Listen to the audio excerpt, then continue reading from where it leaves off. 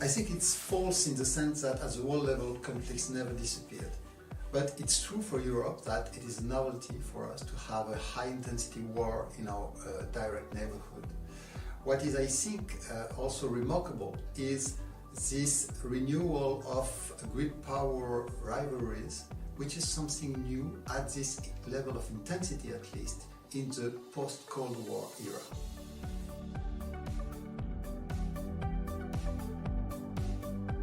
I think this is true, and it is increasingly obvious that economic sanctions are a very valuable tool in most conflicts right now. They are gaining increasing value just because of the interconnectedness of all economies at the world level. Now, they are valuable to the extent that we understand correctly what their possibilities and objectives are. They are not a replacement for a direct fight, but they are precisely valuable for those countries not willing to fight directly, to get involved directly in a conflict, but willing to influence without boots on the ground. And if you look at recent conflicts in Russia, Ukraine, in Iran, Syria, you see the importance economic sanctions are taking.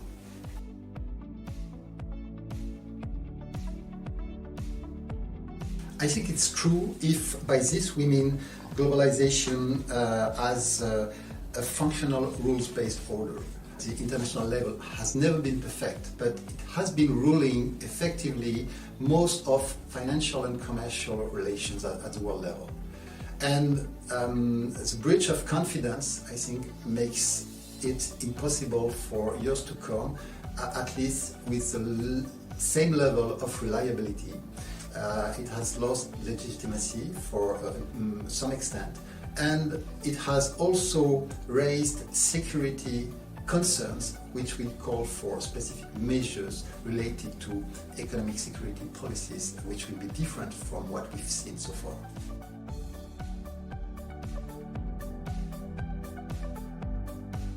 False, according to me, in the sense that I don't think the objective of the euro has never been to replace dollar. It's been to equip Europe with a solid and stable currency. And that so far has been the case. And this is a big achievement. And in addition, I think it's useful to emphasize that the euro is now in the international monetary system a solid second currency, second to the dollar, which is already a very valuable status and a very valuable tool for Europe.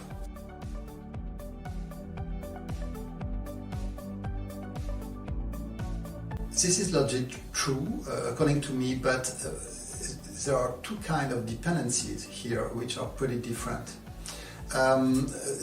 Dependency to China is a big concern for industry due to Chinese very strong mercantilistic policies. Dependency on the US is different in nature. It's more linked to security concern. And that's also a challenge for the EU, but on a different ground.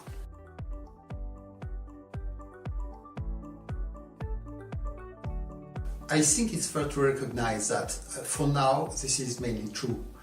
And at the same time, hopefully it won't be true in a few years from now. But getting ready to defend ourselves effectively will require action, and most of all, I think, coordination and political will to act really and in that for that matter.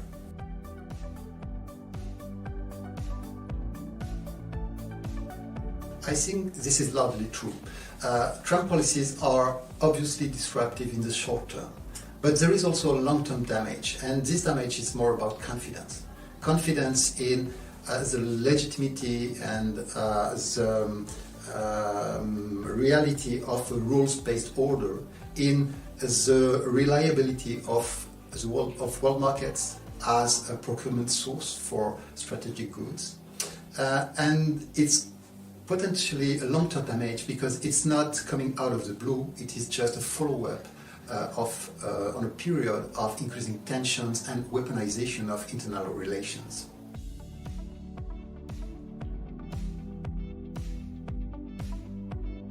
I I think this is not true, or at least it is oversimplified. It's clear and obvious that the EU is dependent on the US for security, for financial matters, infrastructures as well, and in many respects on digital infrastructures as well. It's also fair to recognize that the US also has dependencies on the EU for industry, for instance, for financing its current account deficit as well. So it's asymmetry, it's clear. Europe dependencies are stronger or deeper. It's also linked more deeply to the fact that Europe is not a country, so it's not built for and shaped for power politics, and that I think where the deepest dependency is.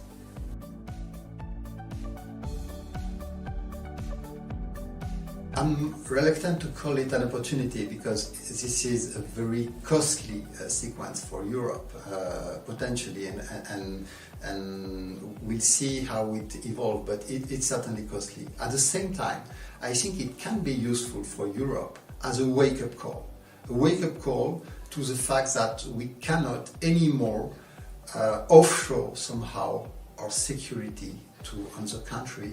We Europeans cannot anymore refuse to enter the realm of power politics somehow.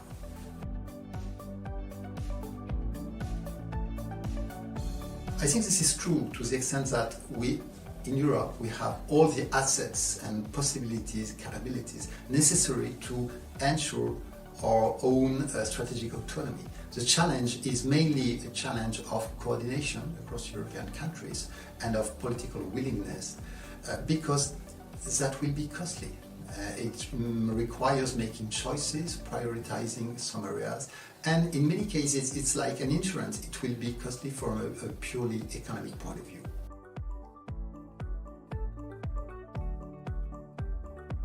I think this is essentially true in the sense that I don't think Europe should yield to the kind of chantage that the US is trying to make on it as regards trade.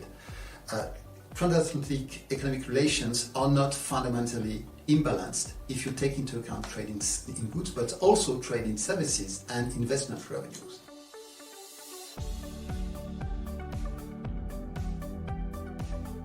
It is true, according to me, that this sovereignty and reindustrialization is realistic, or at least reachable.